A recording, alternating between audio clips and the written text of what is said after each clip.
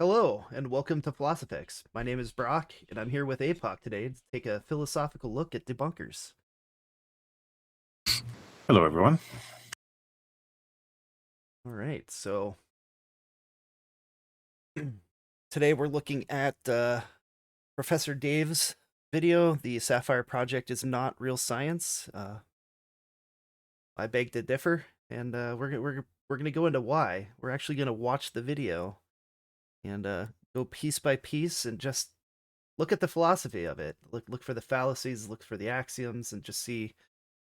Hello, and welcome. See where things might be done better if you're going to critique something, I guess. So, anyway, you ready to get started? Yes, I am. Hey everyone, so some of you may remember my electric universe debunk that I released a couple months ago, which dismantled the Velikovskian nonsense put forward by the Thunderbolts project and a handful of other pseudoscientific YouTube channels. Well, I think we could probably stop right there and identify maybe a fallacious tactic that was just used. Well, okay, so obviously that was an ad hominem attack. And he's referring to Immanuel Velikovsky, who wrote a number of books way back in the day that essentially what he did was he took a forensic approach to history. And so what he did, he essentially looked at historical claims, mythical claims, and so on, and looked for commonalities, just like how you might do a police investigation. And what he did was he intuited, you have to read the book. I think it was called Worlds in Transition. I forget the name, but you can look up Velikovsky. And he presented, I thought, was a really interesting case for a different view of how our solar system formed. It was such a strong case, and the book was so popular that the scientific community felt it their duty to debunk him. And back in those days, they did it with conferences and newscasts and all sorts of things. Carl Sagan himself went after Velikovsky very, very strongly. That was something he actually later regretted and apologized for, and said specifically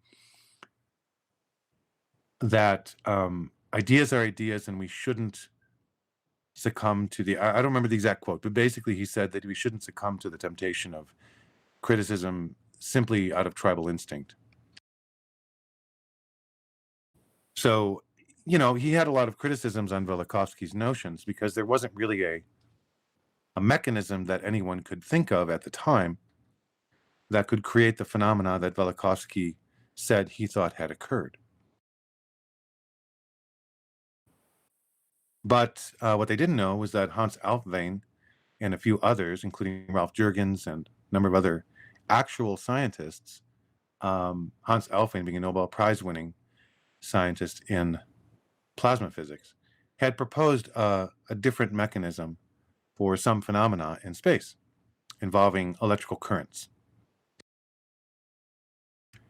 Anyway, long story short, Velikovsky, Hans Alfvén, Ralph Jurgens, and a number of other scientists inspired a fellow named Wal Thornhill, who kind of is in some sense, the grandfather of the plasma cosmology movement. All right. So he's going after Velikovsky because he and the scientific community consider Velikovsky to be just some nut job, but he wasn't. He actually presented a very detailed case. I mean, I don't know if somebody being a nut job is even a reason to dismiss them. That would also be Not. fallacious. Yeah, no, it's absolutely, well, the entire thing is to say Velikovskian nonsense. It's like, well, you're not addressing his claims at all. What are you talking about? I mean, I suppose he could have said discredited Velikovskian claims. That would be that would also be a fallacy because it remains to be seen whether they've been discredited. But Right.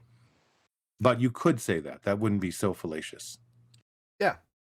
And specifically it wouldn't be an attack on the character of the man.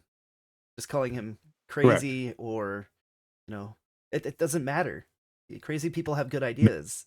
Crazy people have bad ideas. It doesn't Yeah. actually speak to the ideas themselves.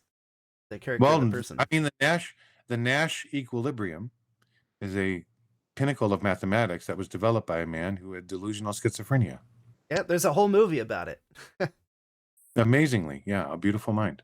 Yep. So yeah, just because someone is a bit off or out in the woods somewhere doesn't mean they're wrong. All right. Well, we didn't specifically identify what the fallacies were in this one, but That was ad hominem. that was specifically ad hominem, and let's continue on the video. You may also remember the bizarre interaction that immediately followed when Ben Davidson of Suspicious Observers decided to send me physical threats by email completely unprompted. Okay. Well, I will say bizarre again. That's itself a fallacy. Like bizarre Well, is compared to what, but you know. Well, I don't know if bizarre, in this case it's colloquial, so he's not making a claim. He's just saying what happened. Sure. And he's characterizing it with the word bizarre. But I suspect what he's doing, but the fallacy he is or is about to commit is he's going to tar the entire idea of the electric universe with the actions of one bad actor who he perceives as being within it. You don't think bizarre might be it seemed like he was going after the character of the man as well, right? Maybe I misheard that. No, I don't think so. He just said bizarre circumstances. He didn't Oh, go okay. so that's just his characterization. Okay. That's fine. But I mean, the fallacy he's about to or is Sorry, I had a cat jump on a keyboard. Ha. The That's always fun. fallacy is or is about to commit is he's going to make a fallacy. I actually don't know the name of this one, but maybe you can find it in the list. But basically, he's tarring the entire group with the actions of one. Right. Let's see. It's kind of an ad populum, right? No, it's the opposite. No, it's the opposite. So where would he go here? These are attack the person. It's not an authority. It's something like guilt by association, essentially. It would be, yeah. I never saw that in this list. So this is a pretty comprehensive list, but this may be something that's not in here.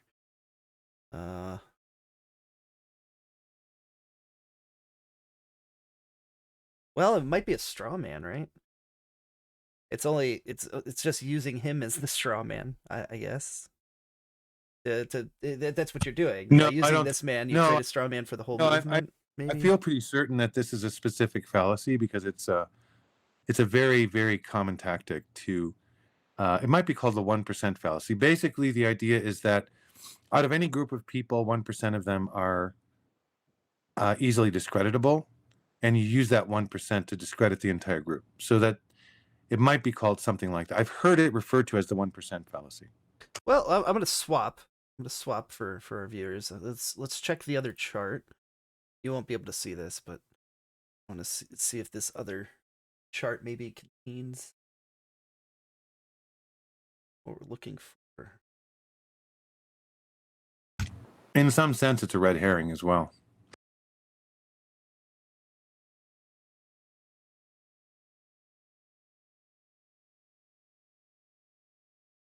Don't want a lot of dead air on this, my friend. Oh, I understand. Yeah, I have to read. It's kind of difficult to find.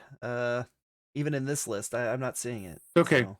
Okay, so we'll call it the 1% fallacy. It's a pretty common fallacy. It's assuming that entire group of it's the other way to say it is one bad apple spoils the whole bunch.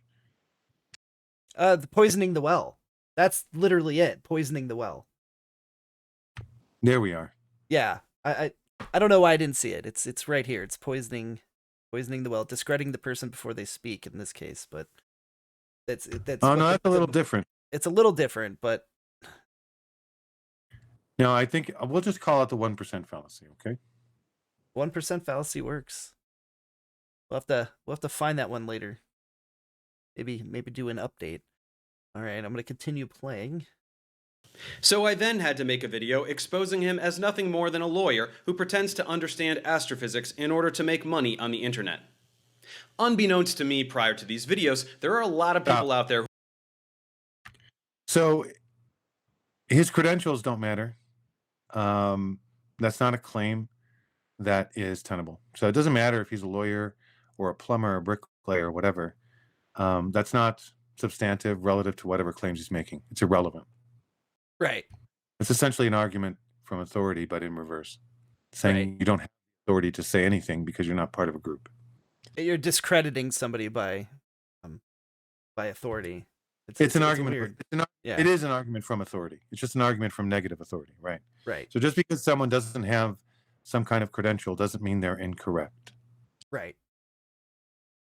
All right. We ready to start it back up then? Yep. I did want to bring up one thing first, though. He did say, and maybe he gets this later in the video, but that was a pretty big drop that he said that he was sent a bunch of threatening messages, unprompted, in the last pause that we did. So we'll go ahead and continue now. Who have fallen for these alternative cosmology hoaxes, and quite Well, there's one. Alternative cosmology hoaxes. Yeah, there's no alternative cosmology. There's just cosmology. Right. And it's either real or it isn't. And the idea pseudoscientific, alternative, all of these adjectives are just not. If you're going to if you're going to have a serious discussion, you don't do that. You don't just label something like that. It's essentially it's something like a fallacy from absurdity, but it's a fallacy of attribution. They're labeling the thing to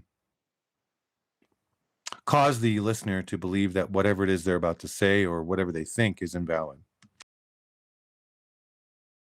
Yeah, it's just kind of setting people up, isn't it, for an expectation, so that they kind of just fall into it. He's Right. set the conditions for people to believe him. Correct. Yeah. It's just he's saying alternative cosmology, but what do you mean alternative? Either something is true or it's not.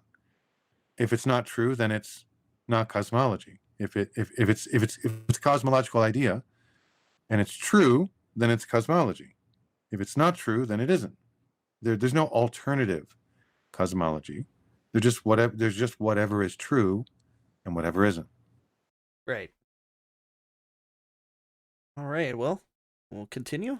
quite That's it. vocally By the way, defend them when All right. By the way, just a side point. This is ridiculously common to do this fallacy of misattribution. Basically, using a negative adjective like or a negative prefix. It's all over the place. Yeah, it's just setting the expectation, and you're hoping that people aren't cognizant of people that are trying to do that. They're trying to convince you of something. They're trying to use emotion rather than logic to get you to change your mind or to just have an assumption that they share. Correct. Yeah. So he's conditioning the audience by doing this. It's done all the time. Yeah. Press, the journalists do it. It's all over Wikipedia. Yep. Okay, go ahead. So I rewound a little bit. So who have fallen for these alternative cosmology hoaxes and quite vocally defend them when provoked, which consists of regurgitating the rubbish spewed by their idols, blissfully unaware of the firmly established science they are contradicting.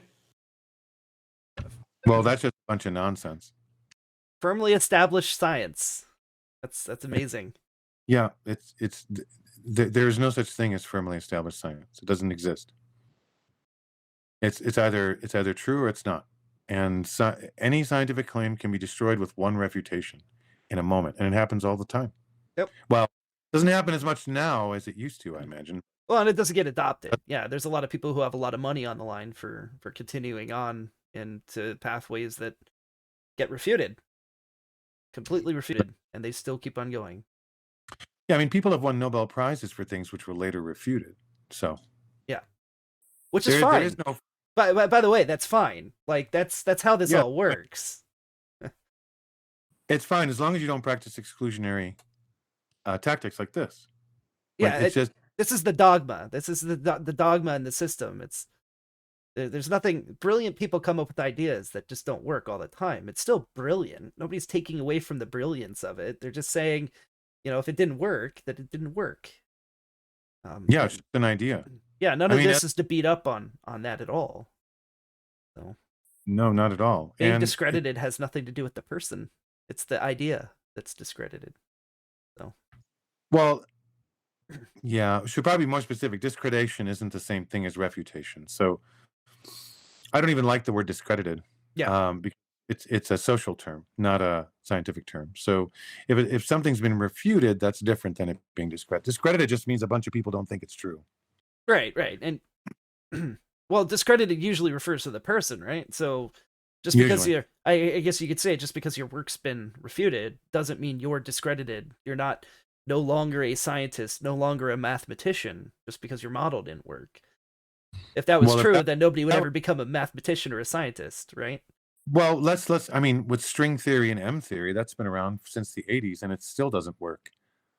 And it's okay because everybody likes it, but it's going away because it doesn't work. I won't get into the details, but yeah. I mean, it's not tenable. It's not a tenable field of research anymore. It's just not, it hasn't yielded any results in over 30 years of any significance or consequence. And so, it's just going away. Yeah, it might just be time to take a break from it and let some fresh minds look at it later. Well, the point, yeah, the point is the mathematics in string theory and M theory are beautiful. They're wonderful mathematics. They just don't actually correspond to physics. Yeah. Like they don't describe anything real. They're just extremely beautiful mathematics. And that's fine. Like this is what people need to understand that this is how science works. It's 90% failure, 10% success. Yeah. All Anyway, right. I guess we're ready to continue. yes. Beyond simply lashing out like toddlers who have been told Santa Claus isn't real, Do I have to say it? Does anybody No. need to say it on this one? Yeah. Like, okay, so now you're a toddler. Okay. Really? Yep. Lashing out like toddlers.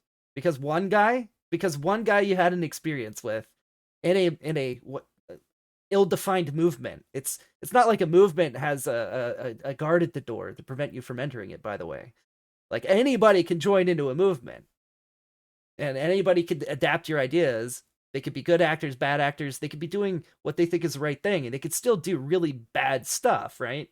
So it's just nature of the universe, isn't it? Nature of being Well, human. again, it's the 1% rule. There will always be at least 1% of something like 1% of bad actors, bad, misinformed, delusional actors inside of any large organization. And you can't characterize the organization by the actions of those people. Also, just I guess we should do the philosophy thing. Just mention we're all deluded. Everybody's deluded about something. It's fine. Everyone. Again, human experience. We're all delusional about something. So that's why we're doing this video, because we're trying to show that everyone is deluded. I mean, what we're trying to do is use the tools, a simple approach of identifying logical fallacies to show how difficult it is to talk about anything without getting into logical fallacies. It's really important. Oh, I made a few already. I made one earlier. I mean, that happens. So here we go. Hundreds of these folks will reference one thing ad nauseum. That is the so-called SAFIRE project, which I mean, no, it's literally the SAFIRE project, right? Yeah, it's not so-called. It actually is called. Not so-called. It is called the SAFIRE project. Like, not sure what that was all about. That doesn't make any sense, my friend. So maybe that's another kind of ad hominem. It is. But that one's so easy. Like, man, the one before it was easy, calling people toddlers. But this is the stuff you have to look out for when you're watching videos, people. It's easy to get sucked up into it. He's really good. I have to say, he's very convincing. I've watched this video. APOC, this is your first time watching through the video, so yeah, it's not bothering me any. I mean, this kind of thing shows up on my radar as, to be ignored. It's the salesman. It's the guy that comes to your door and he's got a vacuum cleaner. You just kind of get used to people. They'll say what they needed to say to get in the door. This is that. Precisely. Yeah, he's selling this video to make views and clicks, obviously. Anyway, please continue. All right. They view as a cutting-edge experiment that vindicates their worldview and is poised to revolutionize physics. Do you want to say anything about that? Well, it's not a worldview. They don't have a worldview. They have a model. It's a real model. It was originally proposed by Hans Alfvén, the Nobel Prize-winning plasma physicist who literally invented magnetohydrodynamics, which is still in use in cosmology today. So, yeah, it's not a worldview. It's a model. It's a real model, and it has been being developed by very credible scientists over the years. Hans Alfvén, Ralph Jurgens, Donald Scott. People who would be specifically when we're talking about credible, we're talking about people who would be credible within these fields. Like, we're not talking about credible to us. We're talking other scientists working in these fields would find these men to be credible, and people would find the Nobel Prize to be something that goes to credible people, at least at one point. Let's be honest. Maybe it's not so credible anymore, but I mean, but we're talking about credibility. So, right. In essence, I mean, just one example, Anthony Perrott, who has done work on plasma cosmology. He's done actually experimental work with plasma, and in the vein of plasma cosmology in terms of galaxy formation, using nothing but plasma and the rules of electromagnetics and Maxwell's equations, basically, to simulate galaxy formation. And he succeeded. He was able to create all the different kinds of galaxies that we know about just using Maxwell's equations and two balls of plasma being fired at each other. Anyway, this guy works for Jet Propulsion Laboratories as a plasma physicist, and he's done top secret work on plasma formations for the government. Still does, in fact. So, and I can go on, but the point is there are... So basically not a nobody, a crazy toddler throwing tantrums and... Not a nobody. There are any number of very credible scientists who have contributed to the notion, to the model of plasma cosmology and the extended model of the electric universe. And they're just, none of them are cosmologists. And there's a reason for that, because this would not be admitted into a cosmological journal. So they do their publishing in other journals. There have been plasma cosmology papers published in the IEEE Plasma Physics Journal. So, I mean, it's very disingenuous to approach it this way, because there are some very credible people who are behind this model, and it's not a worldview. And I wanted to say real quick before we get started again, I think a lot of this, there's so much information in the world, and I think a lot of this comes down to trying to select for information, not wasting your time, basically. And I think that's what a lot of this is when you call things pseudoscience. You're basically creating a category, pseudoscience, so that you don't have to focus on it, because not just because I think that you have nefarious, maybe, but I don't think it's necessarily nefarious to try to ignore things that you believe might be distracting from truth. So I don't assume nefarious intent. I'm not. I wasn't saying you did. Yeah, I know. I don't have telepathy, but so I don't know what's going through Professor Dave's head. But the point is, he's making ridiculous numbers of logical errors in discussing this, and that's what we wanted to really address. I was just pointing out that one of the reasons people might end up in these, I would say this is the cognitive bias, but that's to limit the amount of information that comes in. You could ignore quite a wide field of information that you consider maybe less credible if you just cut those people out. You put them in a category of pseudoscience, and then it cuts down on the noise, because it's which is a lot of noise, which is perfectly fine. But don't claim to be a person who is logically debunking a scientific claim, because you're not. Right. All he's doing is what many popular science skeptics do, which is use whatever tactics are necessary to discredit any model or approach that doesn't agree with the academy, because to them that's what needs to be quote unquote defended. That's it. But that's not science. That's not science at all. It's not the method. Right. So let's continue. All right. So, for those of you who are not familiar, what is the SAFIRE project? Let's go ahead and tell this sordid tale, starting from the beginning. In the 1970s, there was an electrical engineer named Ralph Jurgens who was a supporter of a guy named Immanuel Velikovsky. This science-illiterate crackpot was the... Okay, I'm sorry, but Ralph Jurgens, I'm assuming he's referring to Immanuel Velikovsky as a science illiterate crackpot, which is not true. Immanuel Velikovsky Well, was actually... should I continue the video and see who exactly he's calling? Yeah, that- sure. the original L. Ron Hubbard type behind the electric universe. Well, then he's obviously referring to Immanuel Velikovsky. Okay, so Immanuel Velikovsky never posited anything related to the electric universe once, never once. He did a forensic mythio-archeo, sort of a, what is it, archaeomythological approach. So essentially, what he was doing was taking myths and legends, looking at their commonalities and trying to figure out what the hell happened back in the day. And he had a very interesting and very, very carefully composed take on it that had nothing to do with the electric universe, because Hans Alfvén had yet to propose it. Ralph Jurgens came later. The point is, and of course, people like Ralph Jurgens realized that Immanuel Velikovsky's story parts of it could be explained if the plasma cosmology model worked. It was real, it was true. So that's why Jurgens was interested in Velikovsky. Pretty straightforward. All right. Well, continue on. Yeah. Who proposed that Earth used to orbit Saturn, and that Venus used to be inside of Jupiter and was very recently ejected to fly across the solar system like a comet and suddenly settle into its current orbit in a way that defies the laws of physics. I mean, it wouldn't. I mean, No. he's saying that, but actually, in that model, it wouldn't defy the law of physics. So, Well, that's the point. Yeah.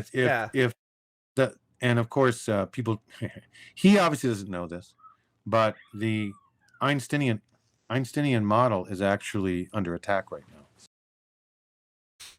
yeah. Well, I guess we'll continue. Let's see. Magic, lightning, in space, carved planetary features. We haven't even been focusing on the video itself. But that's magic, lightning. There's no magic to it. It's just a different system. No. So that's... Well, okay. So magic lightning. Do you mean the lightning that has actually been observed by the ISS discharging from space to the ground? That lightning? Yeah. Yeah. It's like, this is ridiculous. And the artists, this artistic image is also ridiculous. It's not at all what anyone ever is proposing. Right. This is all meant to discredit. This is all... That's why I brought up straw man earlier. Like, there's a lot of straw manning. The entire video is in some sense a straw man, obviously. Yeah, and just to be clear, if one was actually trying to refute something, what you would actually be doing is trying to create a steel man of that thing in order to kill it. You don't create a straw man of the thing. That's correct. That's how you know that a refutation is dishonest, is that the person doing the refutation does not steel man and if you don't know what a steel man is, that's basically you making the strongest possible argument for the thing you're trying to refute before you refute it. And if people don't do that, then they're not being honest about the refutation. All right. Meanwhile, lightning bolts magically erupted all around the solar system to carve planetary features, even though I guess I didn't.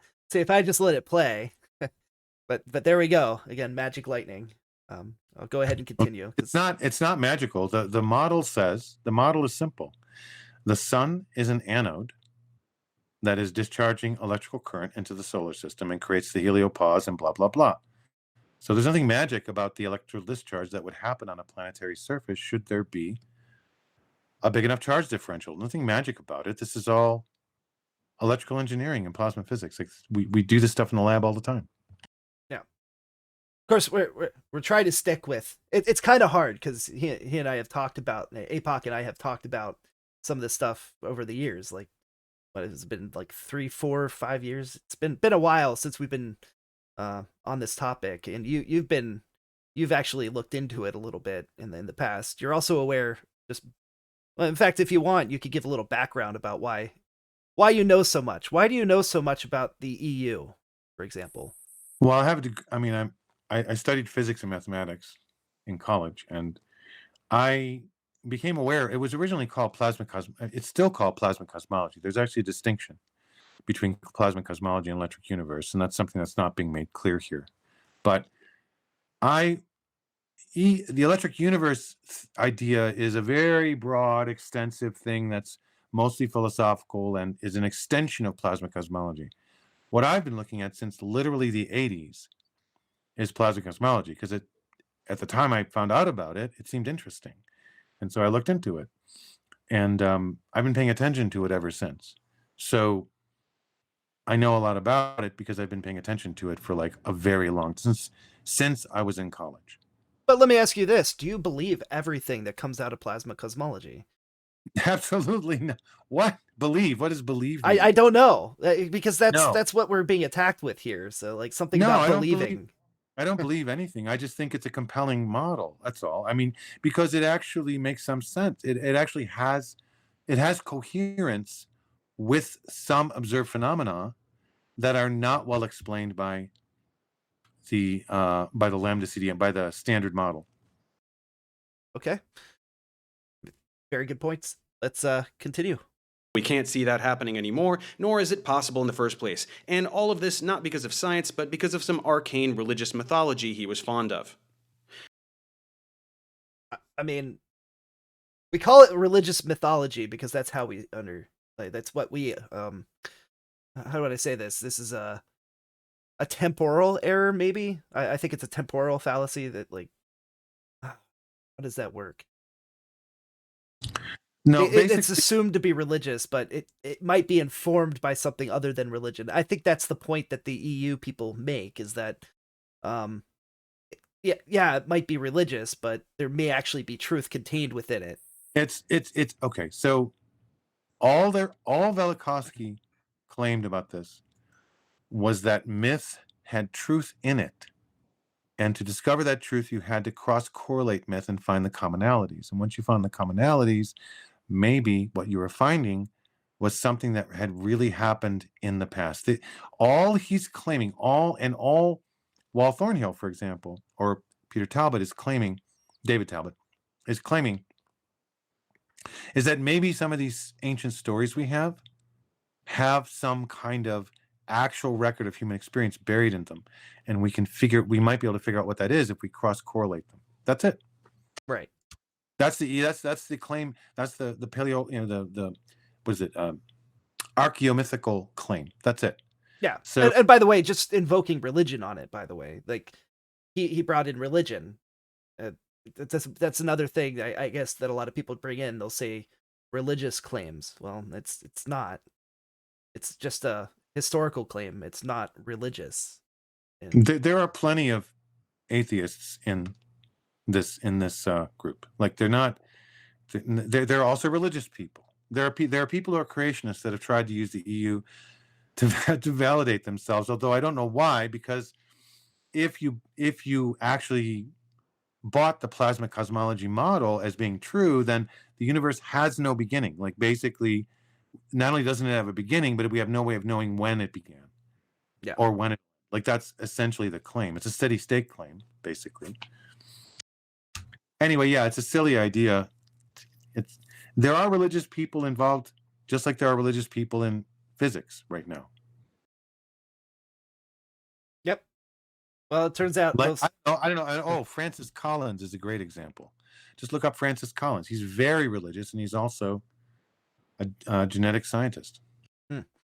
Yeah, I was just gonna say about that too. Is it's like most people on Earth are religious. Atheism is growing, but like atheism isn't a majority.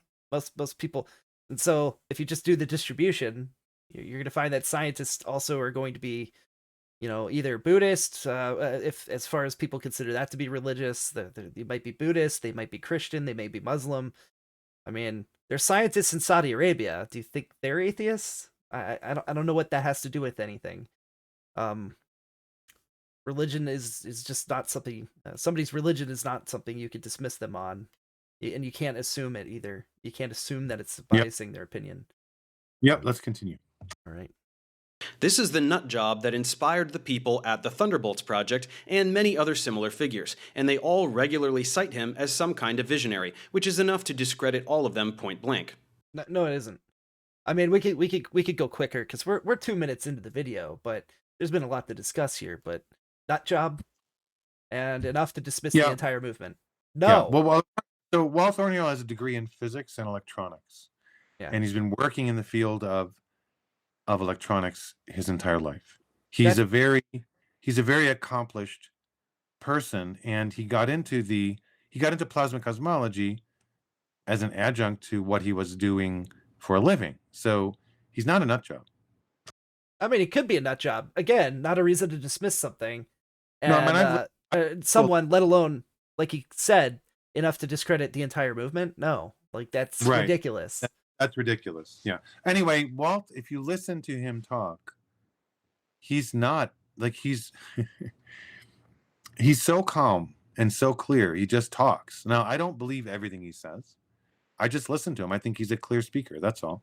I think he has interesting ideas, and I listen to him. Yeah. Fair enough. But he's not. There's nothing wrong. Even if, and as you said, even if he was like Nash, that doesn't mean what he's saying is wrong. Yep. All right. Now, Jurgens extended this mythology with the claim that the way we know the sun to operate isn't accurate. As any astrophysicist will tell you, lots of matter means lots.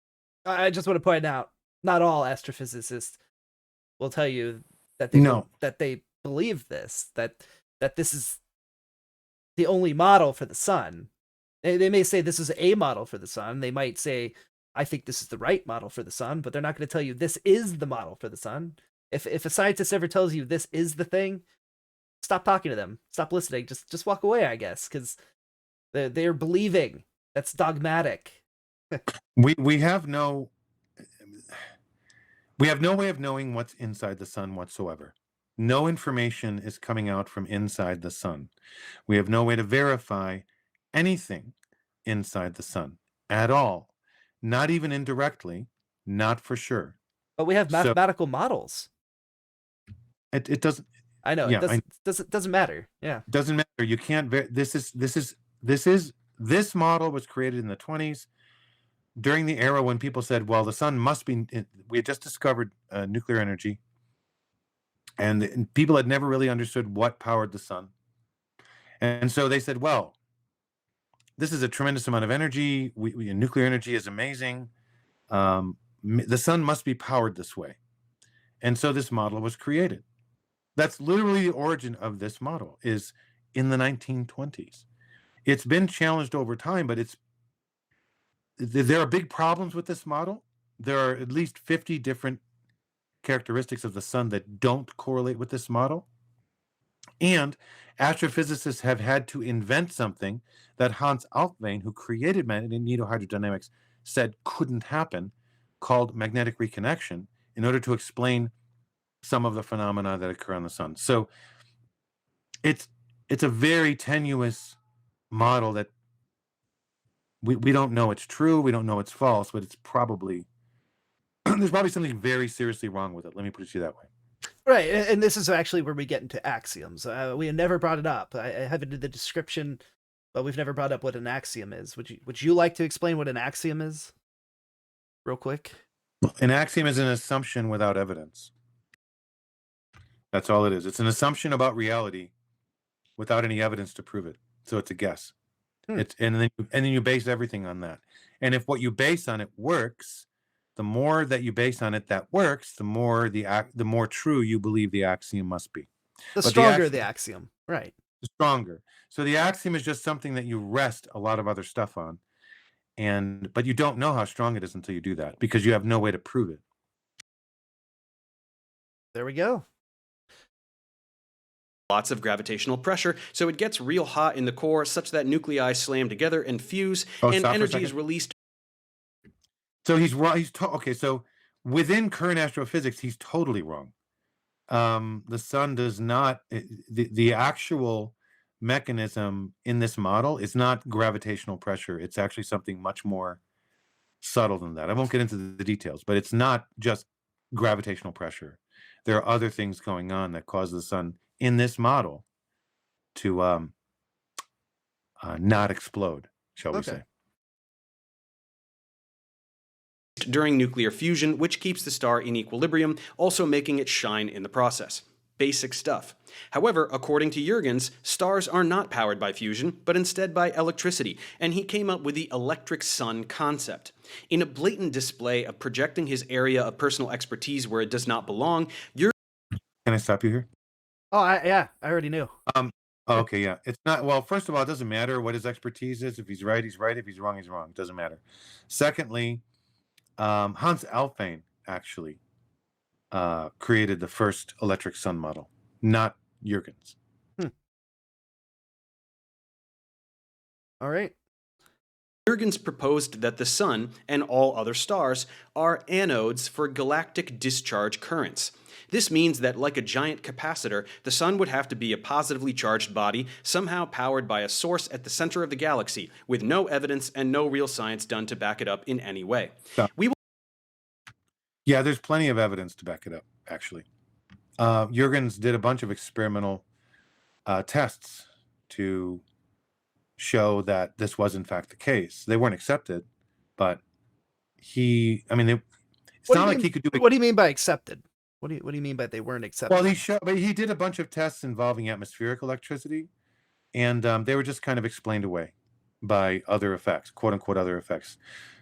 Just like how Eddington originally said that I'll give you an example. I think it was Eddington that said that in the early 1900s, he said that the aurora borealis and Australis were created by magnetic compression of the Earth's magnetosphere. That there was no input from the sun or anywhere else, that it was all internal, and that it was about magnetic compression. And he built a mathematical model that described it, and that was what was accepted as the reason for the aurora, even though Christian Birkeland had proposed that the aurora was being caused by what he called corpuscles, basically electrons or electrical current coming from the sun back in the early 1900s. Eddington, his paper was a response to that.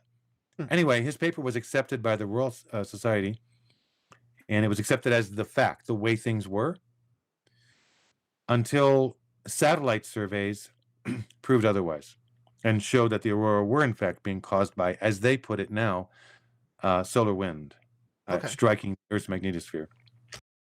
So this is the kind of danger that you have. Like when you say they weren't accepted, it's like, wait, you mean they didn't run an experiment? No experiment. No, Birkeland had run hundreds of experiments in the Arctic, and had measured these voltage variances, currents, and everything. And Eddington took his experiments, built a model that didn't need the sun mathematically, and then said, this is what's happening. And that was it. That's not how you do it. No, that's not how you do it. No, that's the opposite of how you do it. I guess that is the weakness, right? So this is the problem with actually doing experiment, I guess, in this case, is that you could do all the experiments, you could come up with, hundreds of points of data, but at the end of the day, somebody else can swipe it up, build, because the math, right? Math is just a language, and all they do is tell a different story about how it happens. And people don't question it. They just look at it, they say, oh, the math works, or the math is pretty, or, whatever they say, and they just accept these things. Look, mathematics can do whatever we tell it to. Yeah. It doesn't have to be real. It doesn't have to work. It just does what we tell it to. That's all. Which is to say, by the way, it was wrong for them to dismiss the original, but it wasn't wrong for them to look at the alternative. And I want to make that very clear. Now we know that the alternative is thrown out, but right, not at all. And it's fine to it's fine to posit other mechanisms. That's fine. Then you have to prove it. It just is a bit unfair how it all worked out, and that's all I think what we're trying to point out here. Okay. We will expand at great length on how unbelievably wrong this is in a moment after we get a little more context. I mean, Unbelievably wrong? Okay. yeah, Well, I mean, why can't we just say wrong? yeah, well, because he's running a YouTube channel. Go ahead. Jurgens died in 1979, and a fellow named Don Scott later picked up where he left off. Take note that, like Jurgens, Scott is an electrical engineer, and although he is a good one, as we continue, try to remember that electrical engineers are not astrophysicists and are not presumed to understand astrophysics. That's why his book... Yeah. That doesn't matter. If he's right, he's right. If he's not, I don't care what somebody's title is. It could be the refrigerator repairman, and if he comes up with a brilliant idea with evidence, especially an experiment, which is king. I'll give you an example of how that was. Fermat's last theorem was proven by someone who was not a professional mathematician. Fermat's last theorem was, people have been trying to prove that for a very long time, like over 100 years. Well over 100 years. And suddenly this guy just proved it. And he was never a practicing professional mathematician, ever. So it doesn't matter what your job title is or what stamp has been put on you. It only matters what is true. I mean, I guess this guy would be mad if I went and became a certified plumber, decided, I didn't like it, and started applying skills that I learned in plumbing, like the math that I learned in plumbing, the whatever skills. If I started applying that somewhere else, is that wrong? Like, I don't understand this. Well, in addition, electrical engineers have, what he's not mentioning is that electrical engineers actually have a tremendous amount of understanding of how math intersects with the real world, because that's what they do. And so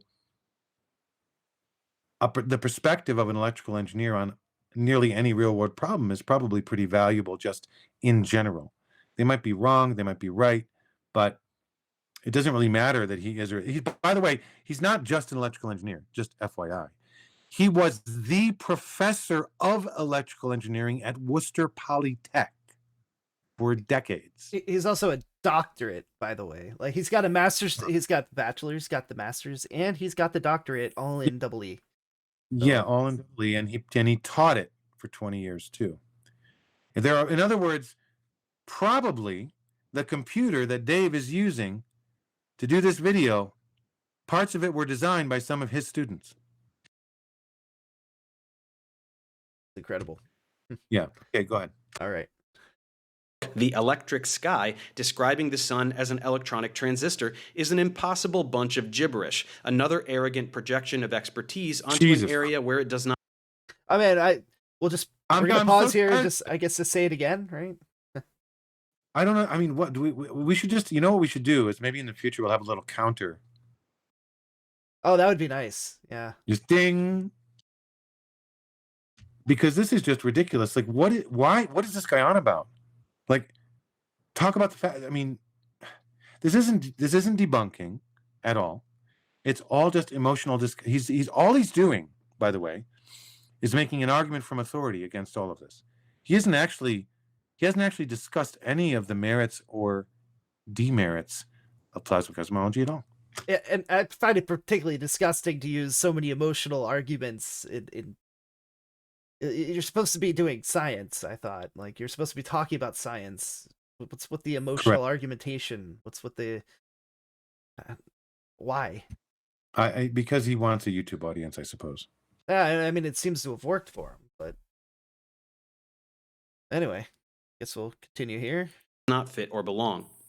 In roughly the same time period, we encounter the Thunderbolts project. The electric sun model is similarly embraced by Wallace Thornhill in 1998, although it's not really the same one as that of Jurgens, or of Scott, or of many others that have been proposed, which in truth are as numerous as they are ridiculous. Thornhill... Okay, so let me get this straight. A whole bunch of guys who think they see a different model for certain aspects of how stars work, are all trying to come up with a coherent model that actually works and predicts solar behavior using an electrical model. They're all a little different, which means what? They're all competing, right? Isn't that how science works? I, it's maybe that's alien because that's not how it works in the mainstream at the moment. It appears. I mean, apparently, So, Professor Dave thinks that the way ideas are decided is by someone in a white lab coat with glasses that puts the holy bop on them. I'm not sure. I don't know what he thinks. I mean, well, okay, so that was kind of me. But I mean, the point is, so far he's made no arguments against the model other than saying that the model is bogus. Like, look at the title, Discredited and Abandoned Science. It is not. It has not been discredited, and it is not abandoned. I mean, to be fair, ours is debunking debunkers at the moment. So. That's true. It's catchy, but it's not necessarily true. Anyway, we'll continue.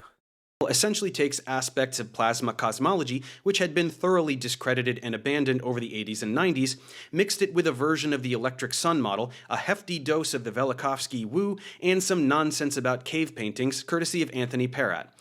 Okay. He's not mentioning the part where Anthony Perrat works for Jet Propulsion Laboratories and does top secret plasma physics experiments for the US government. Doesn't mention that part. Oh, I mean, well, that's kind of us appealing to authority there, isn't it? No. No, well, the point is, what I'm showing is that appealing to authority is arbitrary. Yeah. He's intentionally, first of all, he didn't call Don Scott Dr. Don Scott. He isn't calling Anthony Perrat Dr. Anthony Perrat, which he is. He isn't mentioning that Anthony Perrat works for Jet Propulsion Laboratories. And he also isn't mentioning that these aren't Anthony Perrat's cave paintings. These are David Talbot's paintings that he sent Anthony Perrat. And Anthony Perrat confirmed that there are plasma formations. These are actually called Perrat instabilities, by the way. They were named after him. That's how important his discovery of these instabilities were. And a number of them match.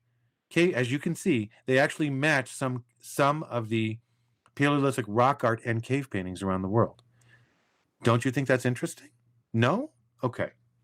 No, it's all wackadoodle or whatever the. Yeah, apparently it's woo. Get an endless stream of bullshit. I'll give you an example of why it's not woo. On the very top left corner in this video, that thing that looks like a wine cup with a bunch of stuff around it is an actual image of an actual plasma instability that Dr. Anthony Perrat actually created inside of an experimental apparatus. To the right is a cave painting. Would you not say they look similar? I'd say they look extremely similar. Yeah. Yes, and that's the point. It's interesting.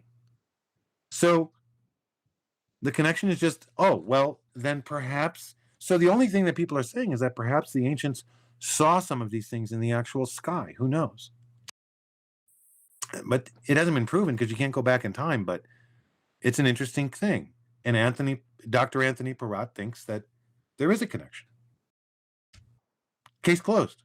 That's it. Yeah, certainly seems like there's a connection. So. Yeah, and I'm not saying it's true. I'm just saying that's the claim. Great. Like, what is woo about this? It's evidence.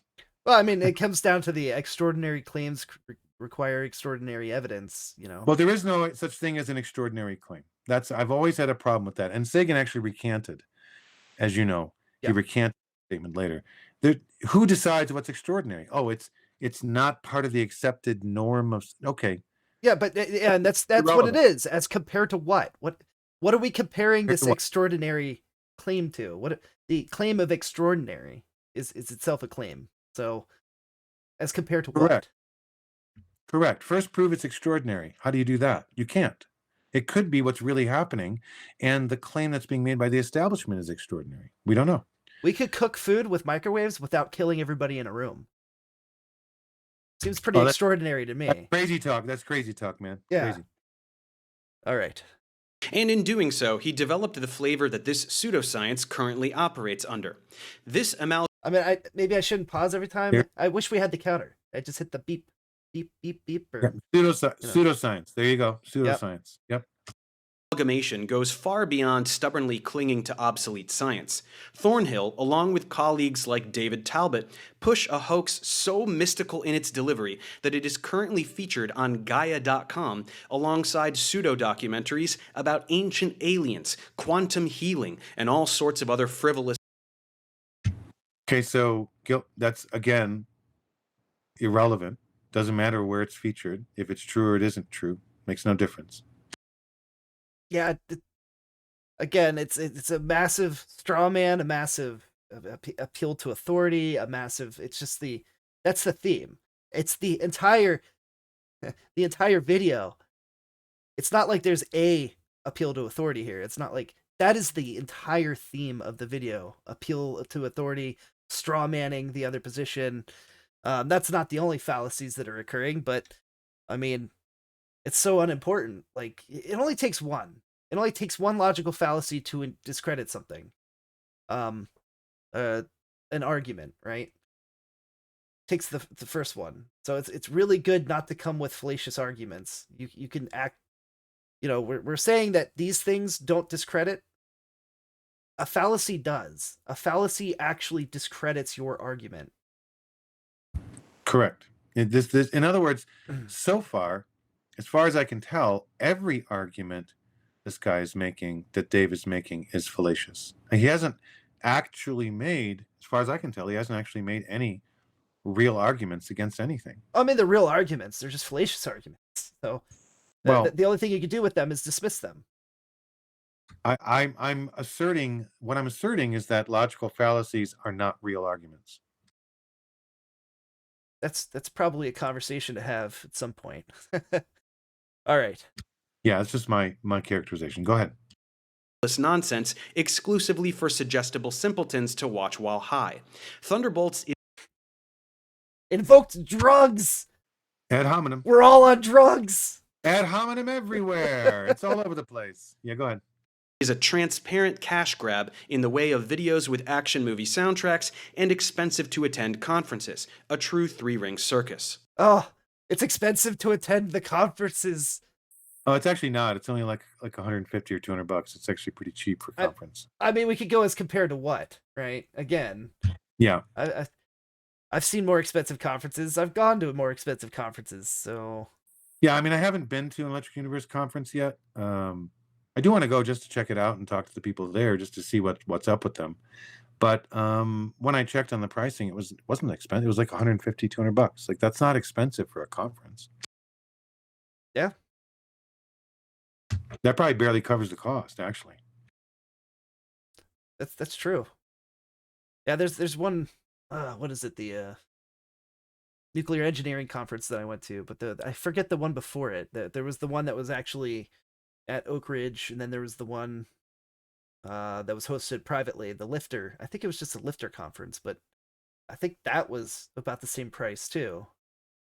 It was like $150 to get into that one. So pretty cheap.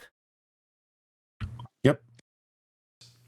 Now, given that it is in Thornhill's best interest to make it seem as though they are scientists doing science, they need some science to point to.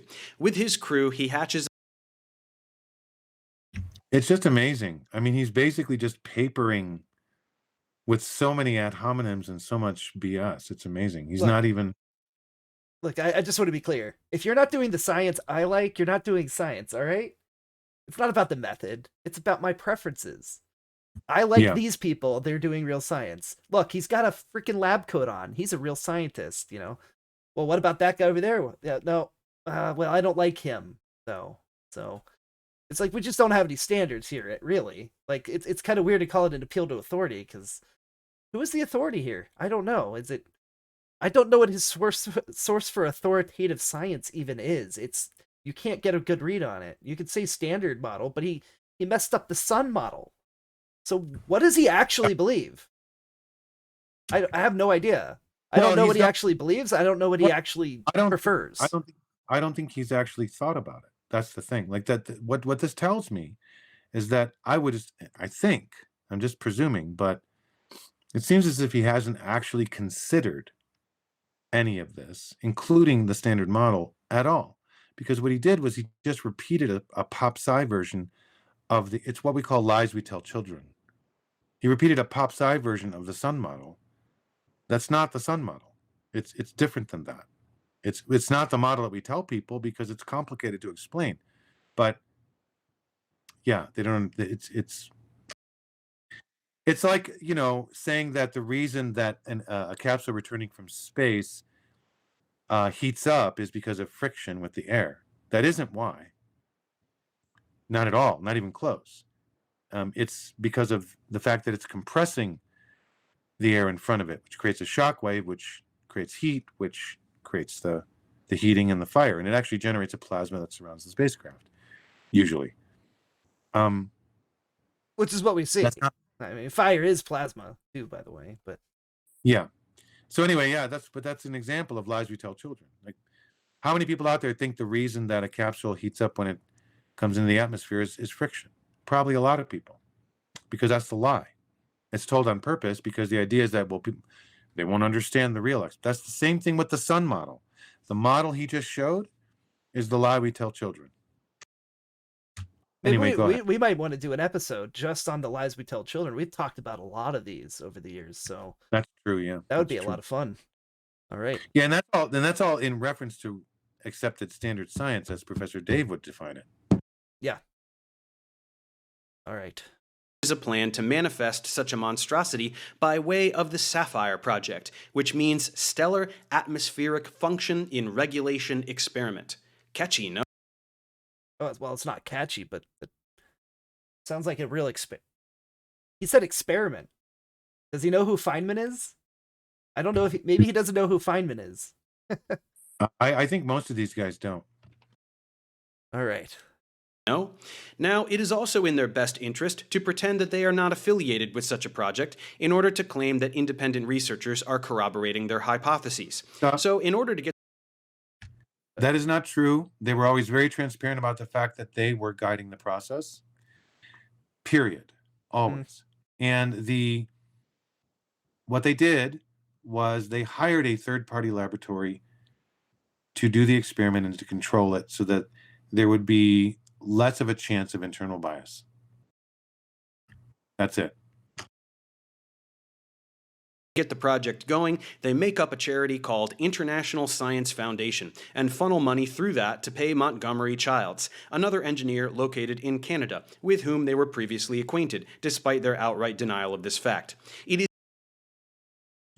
They didn't deny that they were acquainted with him.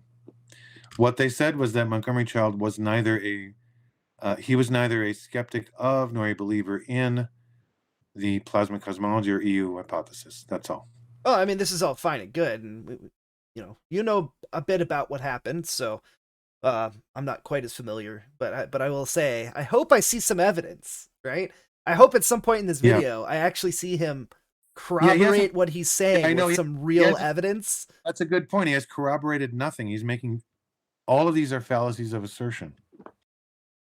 I mean, maybe I'll check afterwards and just see maybe at the bottom, maybe in his description he has a lot of sources cited for this. I'd be interested to see. So let's see. It is easy to prove that this is what they did. When the ISF website first went up, the contact for the group was Susan K. Sherratt, and her email was listed as susan@thunderbolts.info. In addition, a little digging shows that trustees of the ISF include other names associated with Electric Universe, going all the way back to associates of Velikovsky, like Bruce Mainwaring and his son Scott, who is part of Thunderbolts. The Mainwaring Archive Foundation supplied the money for ISF and also directly pays David Talbot of Thunderbolts. ISF was a front charity that served to fund an international venture since private foundations like MAF can't do this by law. Case closed. I'll put links in the description if you want to go down this rabbit hole yourself. Let me get this straight. They legally started a charity. He's calling it a front charity, but they legally started a charity, put money into it to make a nonprofit, to do a scientific experiment. Well, I think I think maybe his argument, just to steelman it a little bit, is that at the end of this process, they went into commercialization for what, if it works, by the way, would be a probably one of the more profitable things ever invented, right? The SAFIRE reactor. Yeah.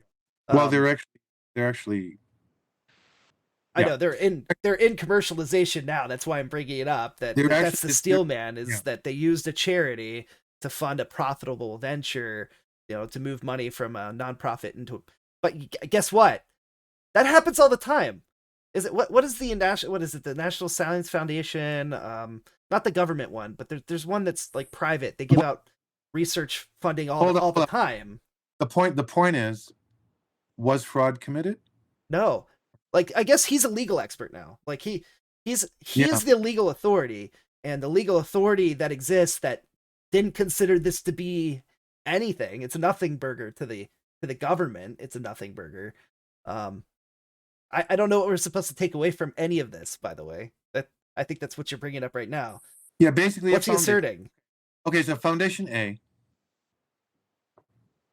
funneled money from its foundation into a second foundation, which was specifically designed to handle this project, because the Foundation A couldn't do it by law because of how they were structured. Yeah, I guess he doesn't realize a nonprofit can actually be the parent company for a for-profit business, and this is like he's just not, he's not a business guy. He's never looked into Right. any of this. He doesn't know about corporate structuring. He doesn't know. Well, basically, he's inferring fraud where I don't Yeah. think there's. Yeah. Anyway, go ahead. Oh, if he thinks there's fraud, call the FBI. Okay. Well, it's Canada, so call the Mounties. But yeah. Yeah. Whatever. So clearly, the SAFIRE project is Thunderbolt's attempt to demonstrate the validity of the electric sun model, and we will discuss everything about the project in a moment. But first, it is important to understand how spectacularly idiotic and objectively wrong the electric sun model is. Oh, thank God he set me up to know that ahead of time. Now I know it's dumb and idiotic, and if I believe it, I'm a buffoon. That Yep. is some really good argumentation. Jeez, what a scientist. Like much other pseudoscience, it was initially put forward largely by citing incomplete aspects of an accepted scientific model. So, decades ago, we knew that if fusion is happening in the sun, there should be an incredible number of neutrinos being produced every second, which pass through the Earth all the time. We should therefore be able to detect them. And in fact, we were able to do this even in the 60s, but we only detected a third of the amount expected. This was I think we can stop there, because you and I may have had a conversation about neutrinos recently, neutrino detection, and what experiment should happen to address certain things. So yeah, this whole experiment of claiming that they discovered the appropriate number of neutrinos, even though they were only able to discover a third of the appropriate number of neutrinos, is completely bogus. Because the way they say they did it was essentially by finding out, in quotes, that there were other flavors of neutrinos that decayed away or were created by the sun that wouldn't and or could not be detected by these neutrino detectors. And if you did the math, all of a sudden everything works and we have 100%. There's a problem with that. There's a lot of problems with this. First problem is the only way you can know that for sure is if you measure the neutrino flux nearer to the sun than the Earth is. That's never been done, and there are no plans for it to be done. So, well, I mean, I plan to. When I'm a billionaire, I will do this. How's that sound? That and dropping a probe on Jupiter, but that's another point. The problem is neutrino detectors are really heavy and really big, as you can see from the diagram, and so it would be incredibly expensive to put one into space. So no one wants to do it. Anyway, point is that destroys their argument out of the box. But there are lots of other reasons. There are experimental reasons. It's just the fact that they're claiming that there was a claim that they actually detected enough. The second problem is that just because you detect enough neutrinos to fit your model doesn't mean your model is correct. That's another thing. It is evidence that your model is accurate in some way, but it doesn't mean the whole model is correct. It's just a piece of evidence. and you have to independently verify it with some.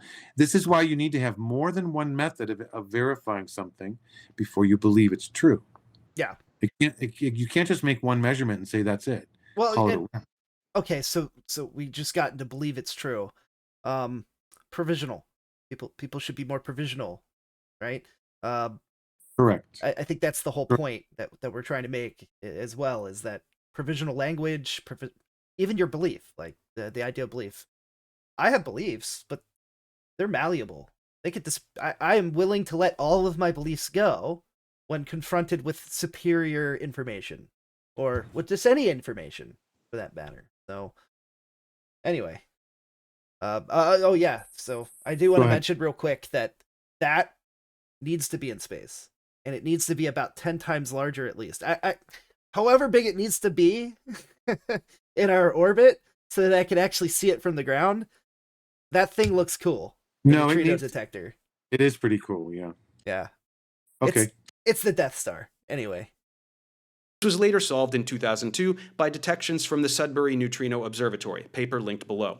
We have since detected neutrinos from the first step in what is called the proton-proton chain, which account for 99% of neutrino production in the Sun and confirms the accepted model. We can even image the Sun based on neutrinos. In other words, we are all good on neutrinos.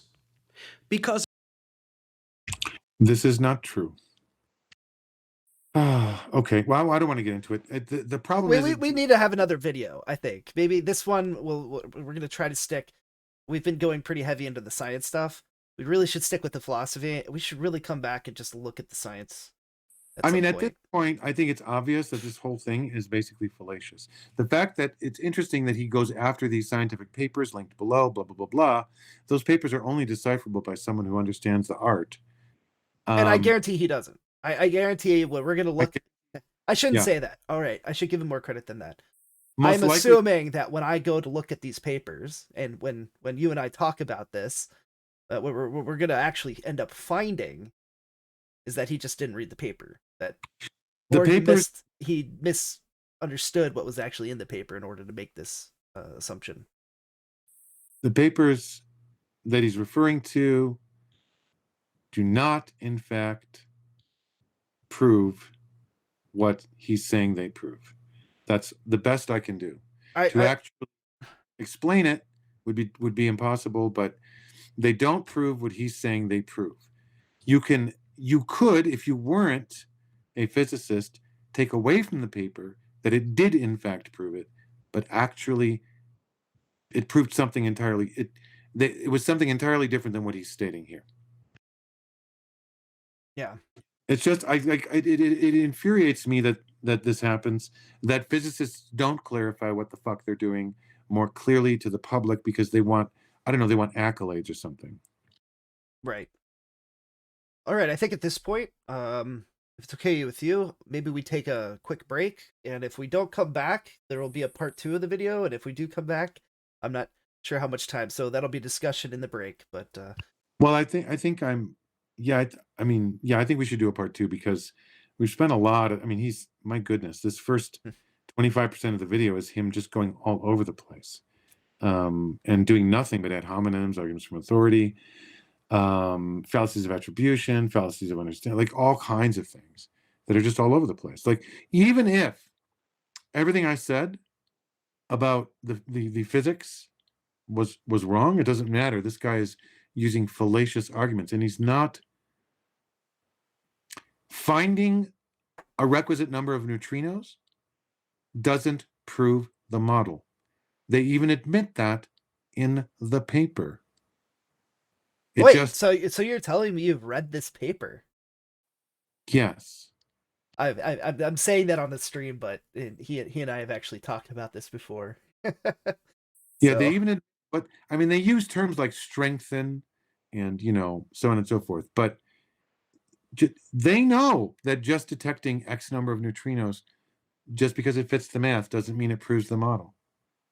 And the problem is, this is like finding your car keys, right? Where are your car keys if you lose them and you find them? They're always in the last place you look. Right? It's an old joke, right? But but compared to this, like, Okay, we found the result we needed. Are they doing any more experiments? Are they trying to refute their experiment? No. Oh, And that actually is a really good point. Yeah, that's that's the something else problem. that we had talked about talking about or discussing on the channel is a lot of the science that you and I have looked into. It's outlaid in a way that isn't meant to refute the hypothesis that they're making. They're just using mathematics now and models, and they're shoehorning them in, but not trying to falsify their hypothesis. The whole point of science is falsify. You try to kill your babies, and it seems like it's some of the things that we've looked at. They're not trying to kill their babies. They've got their babies on life support, Yeah, holding they're on doing by the a thread.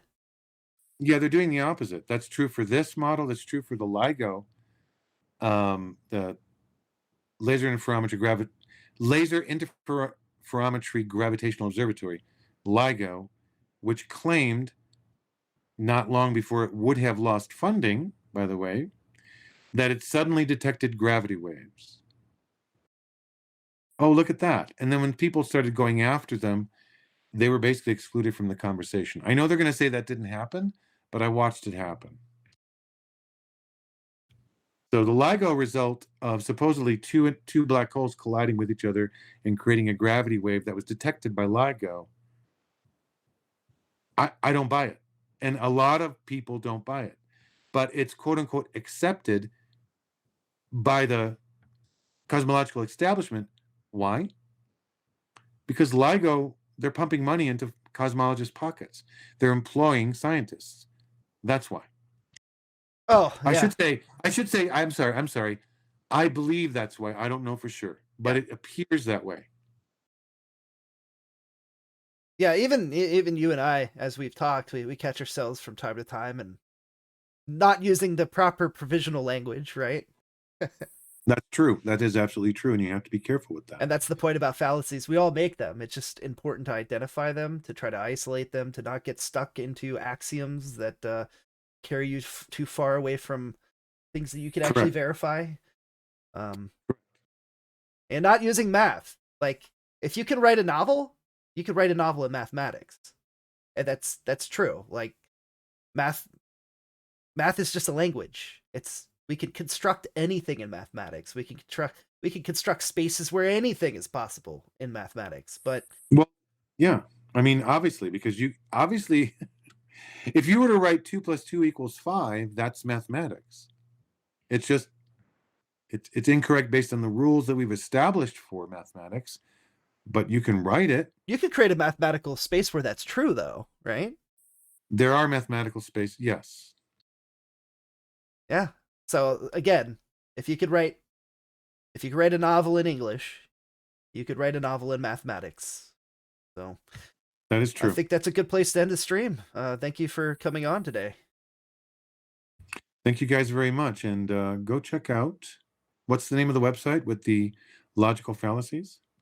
Oh, I don't have it pulled up. I will post a link in the description as soon as I find it, though. Oh. All right. Well, thank you for joining us today, and goodbye.